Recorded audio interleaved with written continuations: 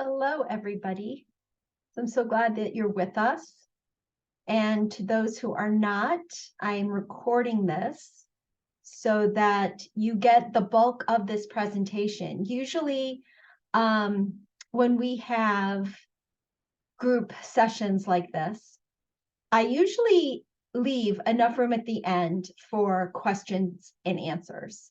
So it's just your opportunity to do a Q&A with a doula and get some answers to what's going on with you personally, or maybe a loved one. So I'm not going to record that, but I do record the bulk of the presentation so that you have it.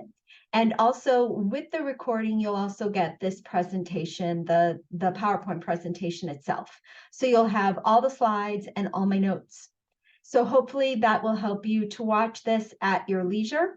And also, don't hesitate to reach out with questions afterwards so we can have our own little Q&A, even though you're not here with us right now. So I'm going to go ahead and get started. This presentation is primarily about death doula work. And so much of my work is about letting people know that death doulas are a thing. We're actually here. We're a resource in your community to also support people at end of life. And so a lot of people really want to know, what is a death doula? What is this? You'll be surprised to realize that you know most of this work. You kind of know what a death doula is, but I'm going to get into it specifically. And then hopefully you'll help us spread the word that we're here and we're able to support people during this precious, sacred time. And, the norms are, as always, just encouraging every participant to be present and mindful. I love technology that we're able to reach out to so many people and get the word out all over, not only all over Chicago, but all over the country, all over the world. But it's real easy to look at our phones, to look at emails. So I'm just going to encourage you to be as present and as mindful about what we're talking about as possible. We also bring a lot of baggage sometimes into this conversation. Perhaps we have our own fears, or we certainly come from our, separate religious backgrounds, maybe cultural backgrounds that inform what we think about death and dying. And so I'm just going to encourage everybody to understand there's lots of people joining us from lots of different backgrounds, faith, no faith, different cultures. And we just want to be judgment-free and just hold everybody in unconditional positive regard. And then also, please mute your microphone so you can, if you get a phone call or something, it doesn't distract everybody. And again, we're going to have a Q&A afterwards. And if you're watching this video, don't hesitate to reach out to me via text, via email, or via phone call with your own questions. And I'm happy to answer those anytime they come up. So let's go ahead and get started. One of the first things I ask clients is to tell me about their fears. So what I'm going to ask everybody on this call to do is to kind of center yourself for a moment. Really think about your end of life. We can't predict what happens to us, but think for a moment that if you were to have an expected death, a diagnosis of some kind, what fears does that bring out? Now, we're not going to necessarily discuss them right this moment, but I am going to ask you to write them down or just keep them in the back of your head for a moment. Think about what scares you. Maybe even label them on a scale of 1 to 10, for 1 being hardly a fear and 10 being something that might even keep you up at night. You're so afraid. So take a moment and write down those fears, or like I said, keep them in the back of your mind.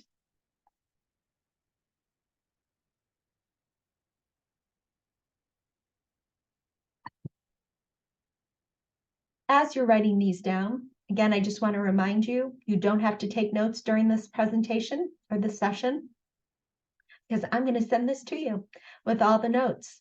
Unless, of course, that's how you learn. Sometimes writing things down helps cement it in our brains a little bit better. So feel free, but you certainly don't have to write it down if you don't want to. So as we go through this presentation and discussion afterward, let's see if we don't talk about maybe or cover some of these fears. You might add to this list as we go. You might take away as we go. But we'll discuss some of those fears and how a doula can support people through those fears at the end.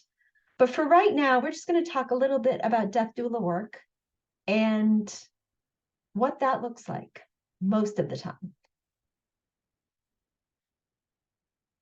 So first, what is a death doula? Well, every death doula is different, but the one thing they do have in common is to support people at end of life. There's so much going on, and not only are doulas all different, but our clients are all different too. They come from a variety of backgrounds, and they bring their own issues with them to this moment, this transitory moment. So I can't make promises to my clients about anything except that they won't go through this alone. So one thing I can promise is that I'll be there with them. And this by itself reduces fears and anxieties with some folks.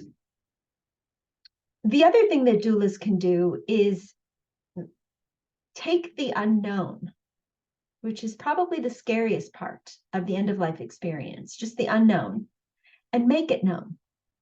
So we can be awed by the mystery instead of afraid of it. While we don't know what happens after we die, we do know a lot about the dying process. And so that's what we can shed some light on and help people understand it better.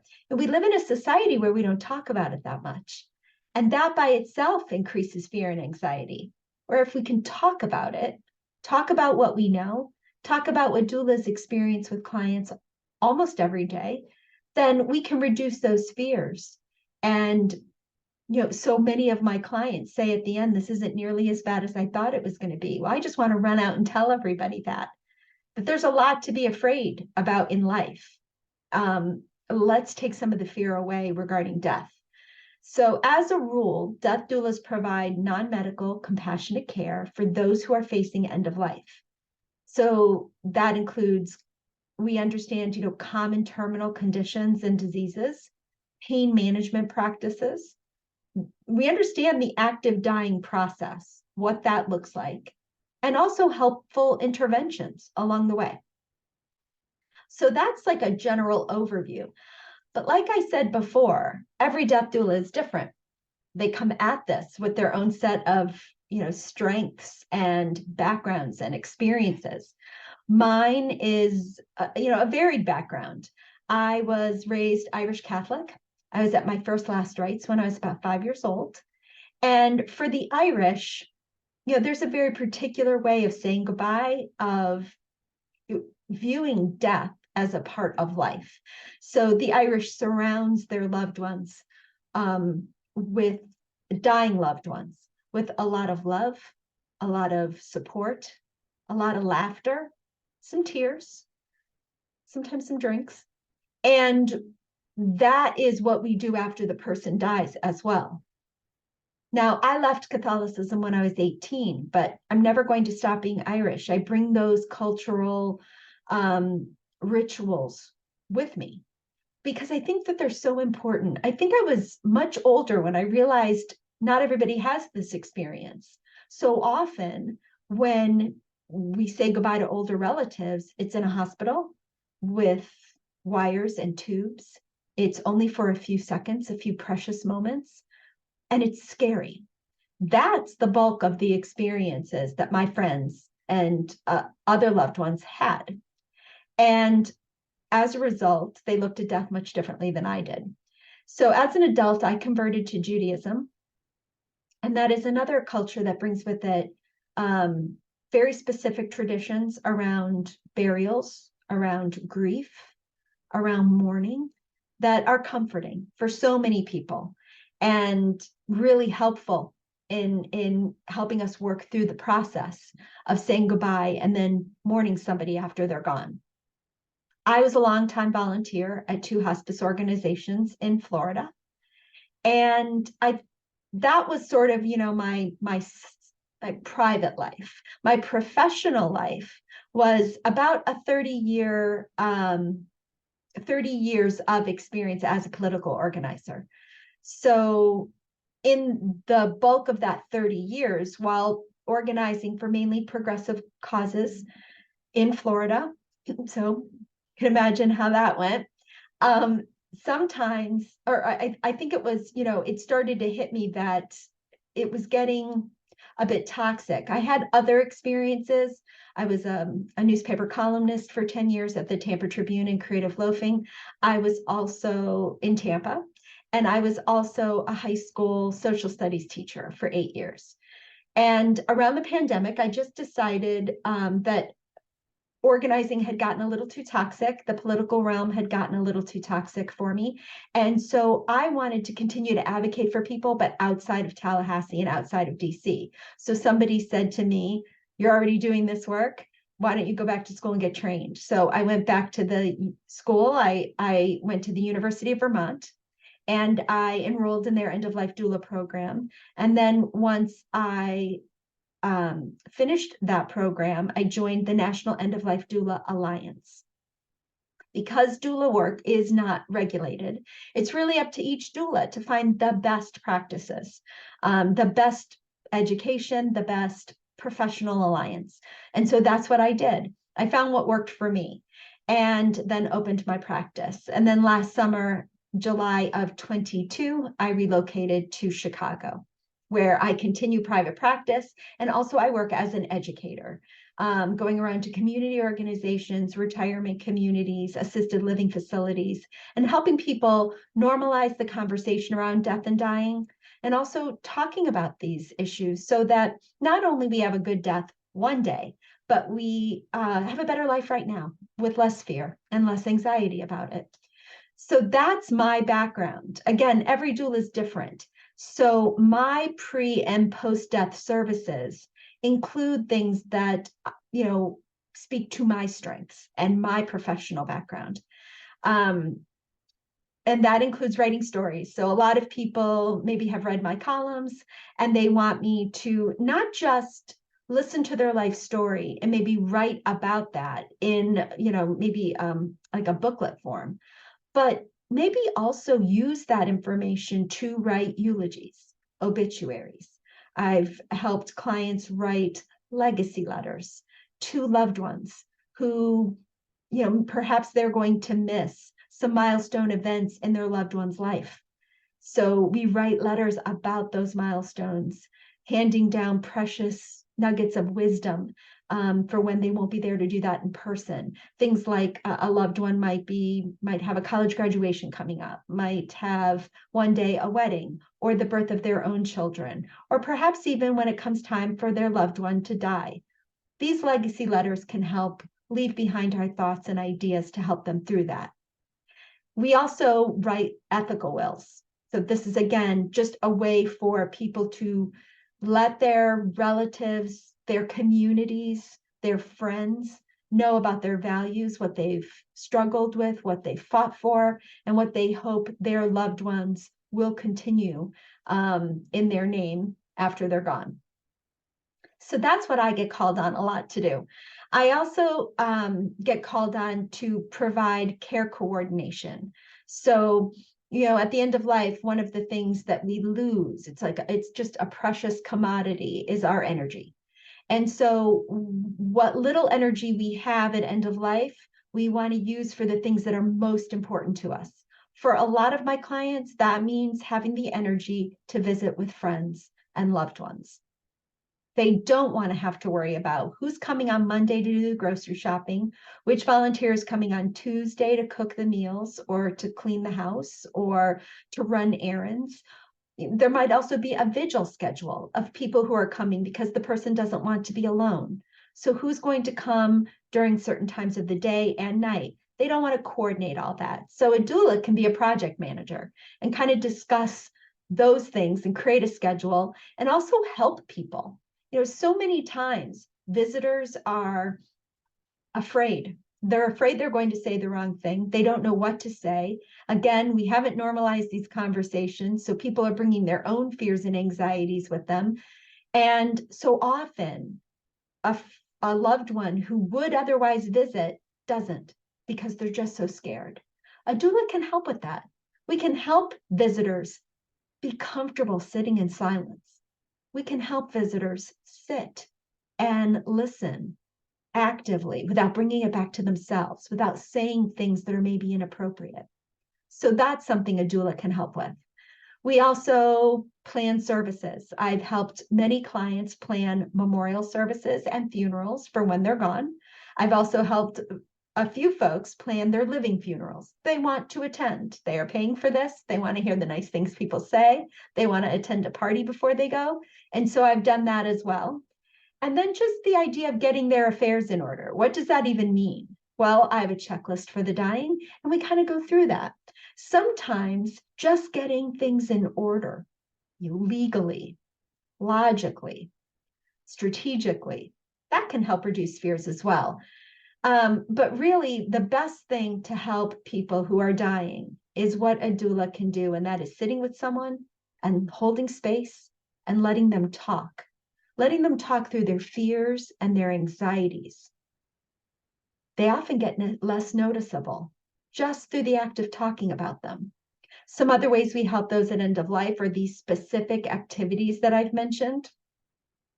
Because again, so much of our fear is wrapped up in things we feel like we need to do. So we reduce those fears in the future by doing some of these today. And we're definitely going to talk about some things you don't have to wait until you have a diagnosis to do. But first, let's talk about some other typical doula work that I and other doulas get called on to do. Sometimes, one of the great things about social media is that you can keep in touch with a lot of people in one spot, in one place. And so at the end of life, a lot of times people will get texts and phone calls from loved ones who want to know. They're just checking in. And as we go through the dying process, those things change, updates happen.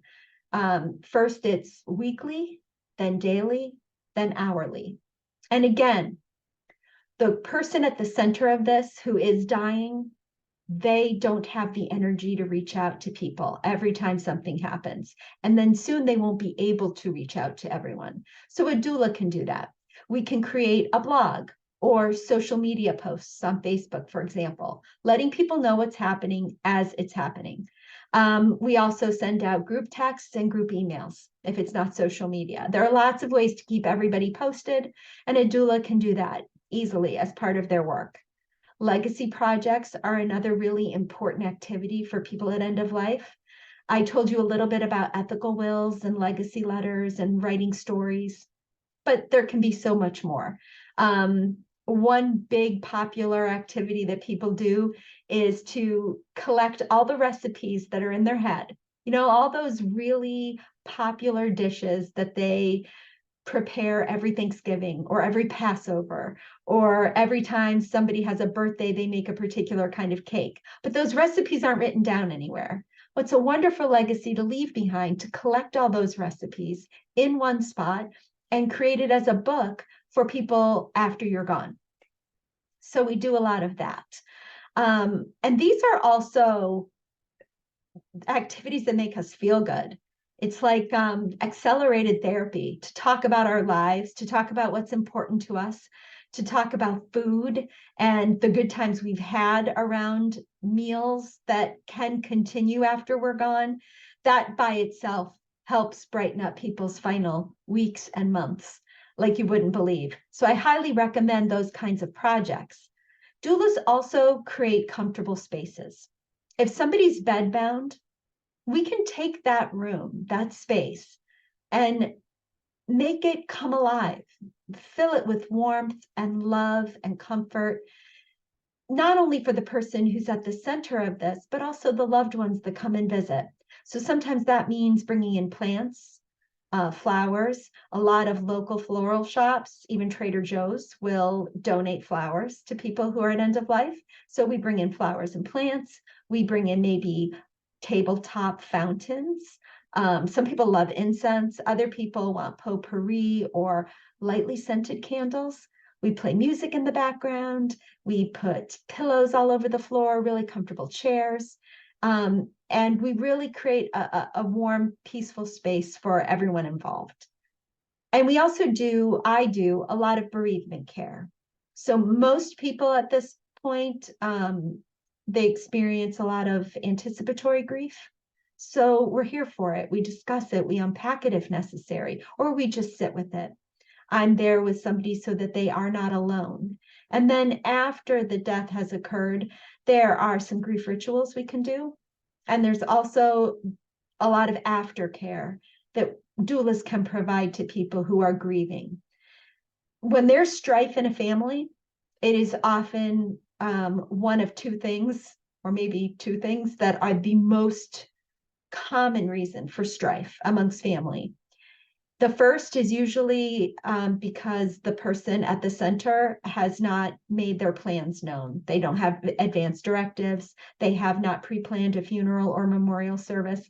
And so the family is left to struggle with what they might want, especially if they cannot communicate or once they're gone. So they might fight amongst themselves. One person thinks mom wanted to do it this way. The other person thinks mom wanted to do it that way. And there's a lot of strife. So creating those advance directives, creating those plans ahead of time is a beautiful gift to give your family, your loved ones. So they can just concentrate on missing you and mourning you instead of all the other stuff that and trying to figure out what you might have wanted. So that's the first reason why there's some strife. The second reason is often around grieving. We think because we've come from the same two people or the same bloodline that we're all going to mourn the same way. And that is not true. There is no right or wrong way to mourn. There are healthy ways to mourn, but not normal or right or wrong. And so just having a doula there to help people through that and understand that we all mourn in different ways and that's okay can be a big help. So that kind of bereavement care is important for loved ones. It's important to talk about what doulas do not do. We do not provide medical care or legal advice. That's important to understand. Most of us don't do house cleaning. You certainly don't want me to cook. We don't prepare wills or provide hands-on care. Most of us are not licensed mental health counselors, and most of us are not certified musical therapists, who provide a vital service. I can't keep a tune. So it's important to understand the distinction between doulas and the professionals who provide these other services. Part of a doula's job is to network within their community, to understand who does what. Most people don't know that there's an entire community of ethical, wonderful professionals who can do all kinds of things at end of life. They'll come in, they'll help you understand Medicare. They'll help you qualify for Medicaid. They'll get your estate plan set up so that your property doesn't have to get stuck in probate. They'll come in and do therapies and counseling for serious fears, serious issues that drive apart families. They provide hands-on care, showering, good, gentle care that's necessary, hospice teams, medical teams that provide comfort for you. There's all kinds of professionals that the doula should know and can vouch for with absolutely no attachment at all to who you go with. Just providing that information for you in a way that's helpful and also will put you at ease knowing there are so many folks in your area who will come and help during this sacred time. Let's get back to your fears, your specific fears about end of life. I like to bring up this quote because I think it's important. I agree with most of it, but I'm going to add one word here. So dying can be our finest hour or our most terrifying. Regardless, it is our own personal experience and ultimate challenge. How we deal with this experience is almost entirely in our hands. It is not in the hands of our doctors, our family, or our friends. It's our experience. And so we must take control of it. And so I want to leave you all with the feeling of empowerment, that this end of life experience is yours. Most of the time, we only have one. And so it's really important for us to have agency. A lot of planning went into our lives for it to turn out the way we wanted. And the same can be said about our death. So I'm going to talk a little bit about some of the common fears that people come to end of life with, and how a doula can support people through that to reduce those fears. And some of the things we can do to reduce those fears, we can do right now, years, decades before a diagnosis. So look at that list of fears that you wrote down, or think about that list of fears that I encouraged you to kind of file away in your brain at the beginning of the session. As you're looking at them, see if you can't put them into one of these three categories: fear of physical suffering, fear of emotional suffering, and fear of spiritual suffering. And let's talk about all three. Now, if you have a fear that you don't think belongs in one of those three categories, we'll discuss it when we're done. But for now, let's think about these three categories of our most common fears and what we can do to reduce those fears. Let's start with physical suffering, because believe it or not, it's sometimes the easiest to address. I'm here to tell you that there is no reason for physical suffering at end of life. Emotional and spiritual suffering is tricky and almost impossible to address if we're feeling uncomfortable, if we're experiencing pain. So it really is vital to address physical suffering earlier rather than later. And the way we do this is to bring palliative care on board as early as possible. You don't have to be dying to see a palliative care physician and benefit from what they know. Their expertise is in life-limiting diseases, managing symptoms, making you as comfortable as possible. And this is while you are living. They help you get ahead of the pain and suffering before it becomes an issue. So palliative care is vital. And then once someone has made the very difficult decision to stop curative care and bring in comfort care, hospice is the way to go.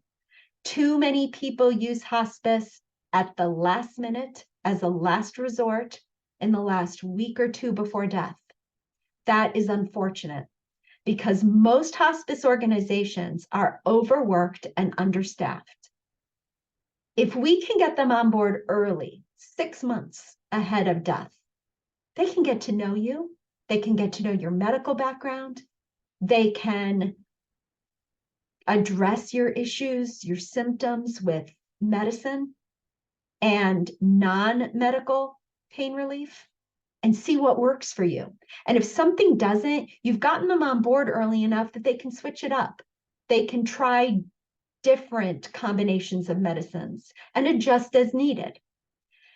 If you wait until it's late, really late in the dying process, then they don't have the time to get to know you. They're playing catch up.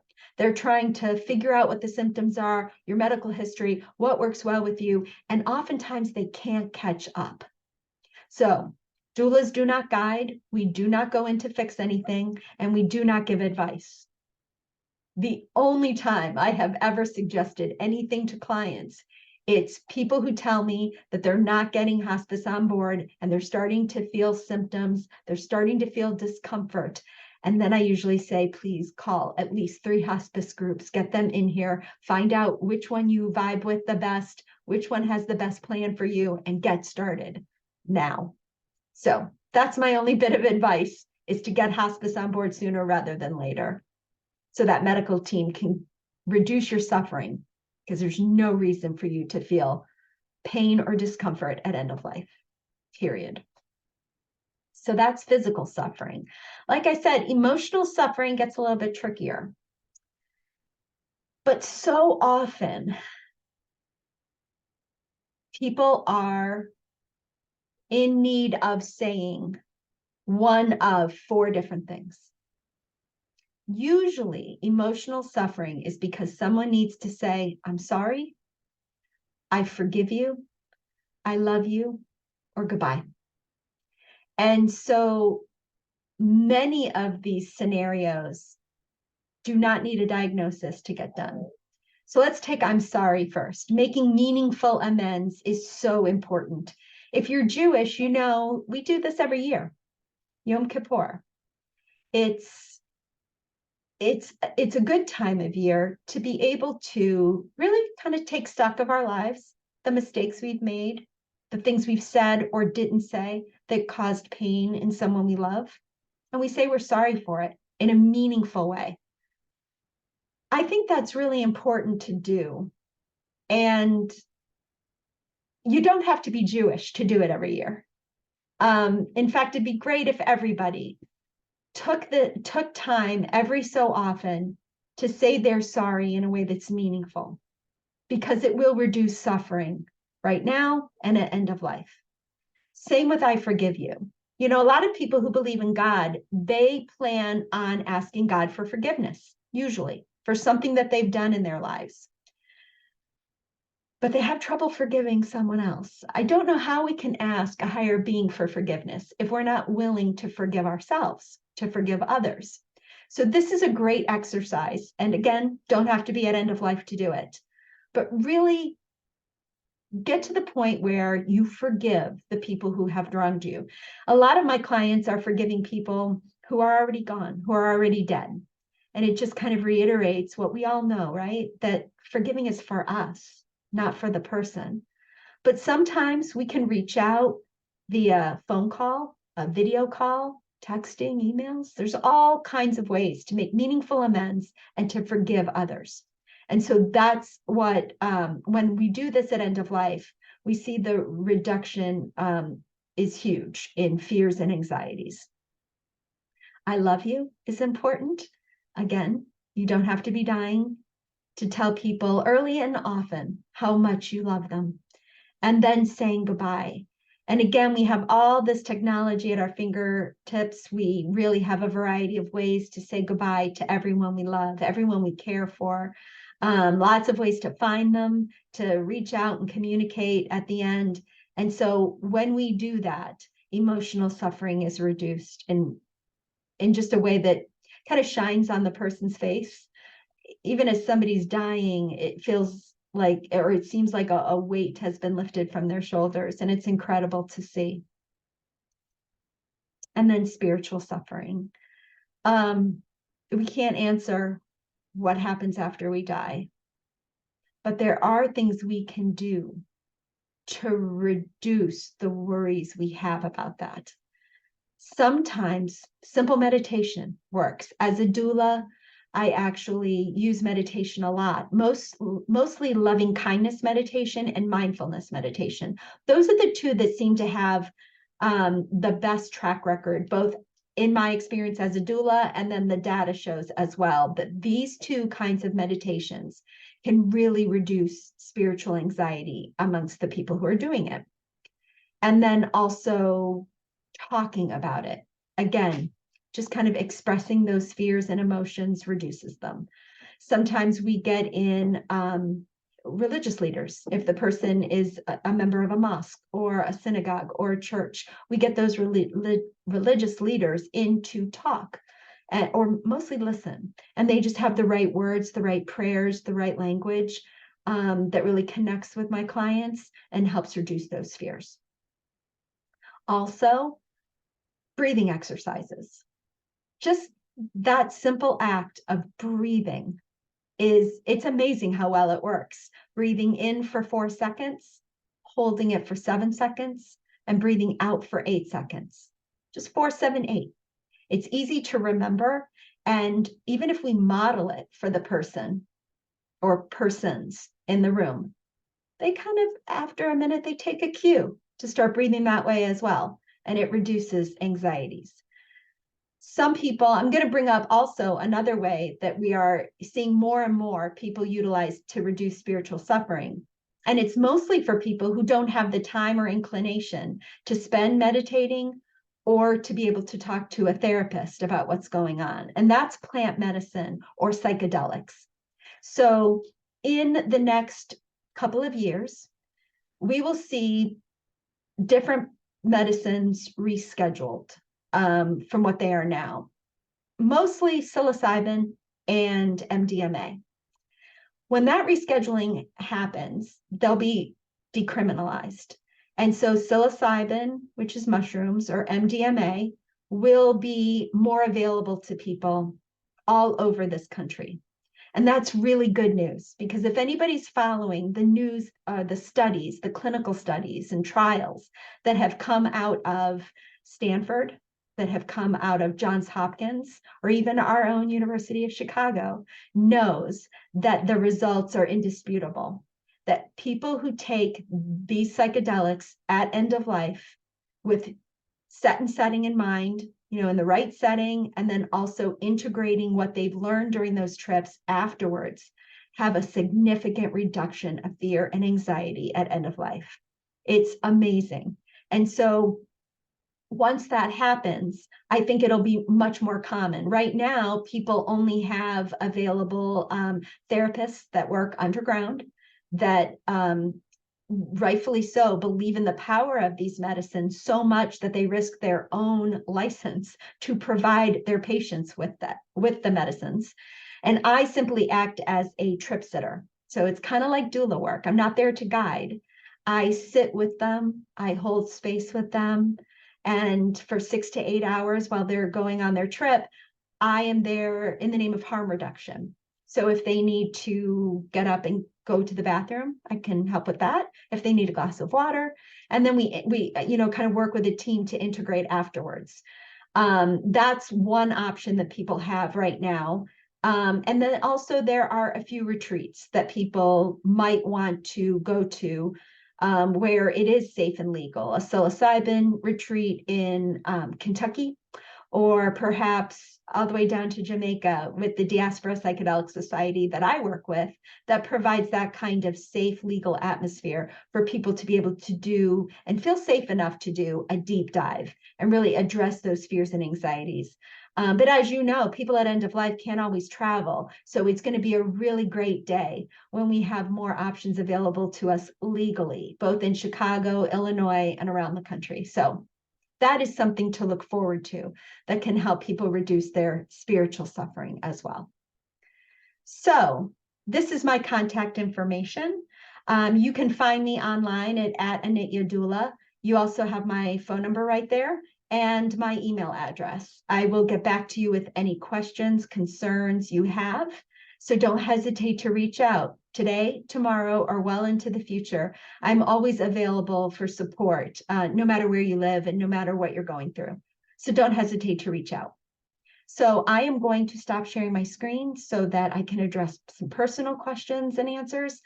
And everybody out there, just thank you for giving me just a few minutes of your time, and we'll talk soon. Take care.